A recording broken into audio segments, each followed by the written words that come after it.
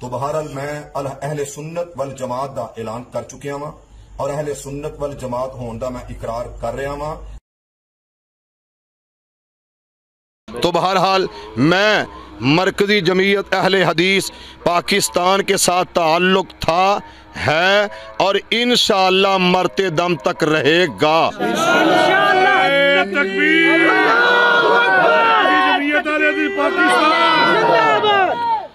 اور اسی طرح میں مسلک کے بارے میں یہ کہہ دوں، میں دل، جان، زبان، دماغ، انگ انگ، ہر سطح پر، ہر جگہ پر میں الحمدللہ اہل حدیث ہوں، اہل حدیث تھا، اور انشاءاللہ یہ میں دعا کرتا ہوں اللہ مجھے موت دینا تو مسلک کے اہل حدیث پہ دینا۔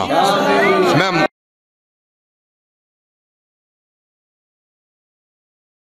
نحمده ونصلي ونسلم على رسوله الكريم اما بعد فاعوذ بالله من الشیطان الرجیم بسم اللہ الرحمن الرحیم۔ برادران اسلام، آپ نے سنا غیر مقلد حافظ عثمان شاکر جو اپنے ایک اعلان میں اہل السنہ والجماعت ہونے کا اعلان کر رہے ہیں، جبکہ کچھ دنوں بعد یو ٹرن لیتے ہوئے دوسرے کلپ میں کہتے ہیں کہ میں اہل حدیث ہوں، اہل حدیث ہی رہوں گا۔ اس طرح کی کیفیت میں عوام الناس ذہنی انتشار کا شکار ہوتی ہے کہ آیا حق پر کون ہے۔ اس سلسلے میں پہلی گزارش تو یہ ہے، جو لوگ ائمہ مجتہدین اور اولیاء کاملین کے گستاخ اور بے ادب ہوتے ہیں، وہ ہر وقت تذبذب کا ہی شکار رہتے ہیں۔ انہیں حق کی پہچان بہت مشکل سے ہوتی ہے، الا یہ کہ اللہ تبارک و تعالیٰ اس پر رحمت اور اپنا کرم فرما دے۔ تو آج کے اس پیغام میں واضح کرنا چاہتا ہوں کہ 1400 سالہ تاریخ میں مذہب حق اہل السنت والجماعت ہی رہا ہے، اور اس پر نبی کریم صلی اللہ علیہ وسلم کا فرمان بھی شاہد ہے۔ الملل والنحل میں امام محمد بن عبد الکریم شہرستانی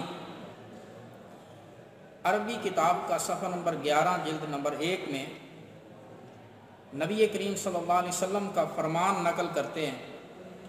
حضور علیہ السلام نے ارشاد فرمایا، ستفترق امتی علی 73 فرقہ، ان قریب میری امت 73 فرقوں میں بٹ جائے گی۔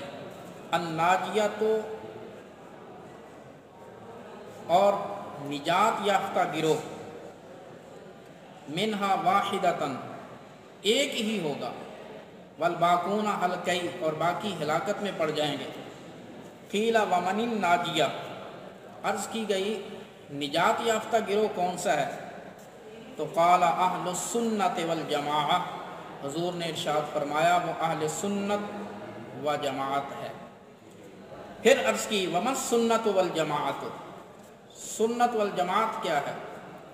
تو قال ما انا علیہ اليوم واصحابی، فرمایا آج جس پر میں ہوں اور جس پر میرے صحابہ ہیں۔ اس کا اردو ایڈیشن ہے ملل والنحل کا، اس کے صفحہ نمبر 36 پر بھی یہ روایت ترجمے کے ساتھ موجود ہے۔ اس کے بعد دوسرا حوالہ الکامل فی التاریخ، امام ابن اسیر جزری رحمۃ اللہ تعالی علیہ، امام حسین رضی اللہ تعالی عنہ کا آخری خطبہ، خطبہ اتمام حجت، جو کوفیوں کے سامنے آپ نے خطبہ ارشاد فرمایا، اور فرمایا اولم یبلغکم قول مستفید ان رسول اللہ صلی اللہ علیہ وسلم قال لی ولاخی انتما سیدہ شباب اہل الجنہ وقرۃ عین اہل السنہ، فرمایا کیا تمہیں میرے نبی کریم صلی اللہ علیہ وسلم کا فرمان نہیں پہنچا کہ رسول صلی اللہ علیہ وسلم نے میرے اور میرے بھائی حسن کے بارے میں فرمایا کہ تم دونوں جنتی جوانوں کے سردار ہو، وقرۃ عین اہل السنہ، اور اہل السنہ کی آنکھوں کی ٹھنڈک ہو۔ یہ الکامل فی تاریخ جلد نمبر 4 صفحہ نمبر 62 پر یہ حدیث پاک موجود ہے۔ سینکڑوں حوالہ جات ہیں اس حوالے سے، مگر چند چیدہ حوالہ جات۔ حضرت غوث العظم جیلانی الحسنی والحسینی رضی اللہ تعالی عنہ، آپ بھی اہل السنت کی پہچان کرواتے ہیں۔ فصل الثالث والعشرون فی بیان اہل التصوف، فرماتے ہیں وہم اثنی عشر صنفا، الصنف الاول السنیون وهم الذين اقوالهم وافعالهم موافقة للشریعۃ والطریقۃ جميعا وهم اہل السنۃ والجماعت۔ آپ فرماتے ہیں اہل تصوف کی کئی اصناف ہیں، ان میں پہلی صنف ہے جنہیں سنی کہا جاتا ہے، اور یہ وہ لوگ ہیں جن کے اقوال افعال شریعت اور طریقت کے مطابق اور موافق ہیں۔ وَهُمْ أَهْلُ السُّنَّةِ وَالْجَمَاعَةِ، اور ان کا نام ہے اہل السنت والجماعت۔ سر الاسرار شیخ جیلانی رضی اللہ تعالی عنہ کی کتاب۔ اس کے علاوہ شاہ عبدالعزیز محدث دہلوی رحمۃ اللہ تعالی علیہ اپنی مشہور کتاب تحفہ اثنا عشریہ میں آپ بھی اہل سنت و جماعت کا تعارف کرواتے ہوئے فارسی ایڈیشن صفحہ نمبر 6 پر وضاحت فرماتے ہیں، فرقہ از آہا ملقب بأہل سنت و جماعت اند، ان میں سے ایک فرقہ اہل السنت و جماعت ہے، یعنی اہل السنت والجماعت معرب باللام عربی میں پڑھا جاتا ہے، اور فارسی اور اردو میں اہل سنت و جماعت اسی کو کہا جاتا ہے۔